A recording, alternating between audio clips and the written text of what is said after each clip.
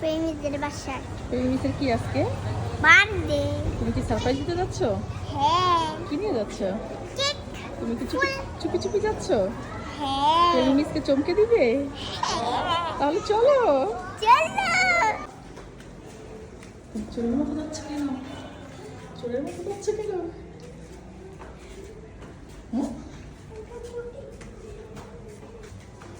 Calling বাজার করে। বাজাও।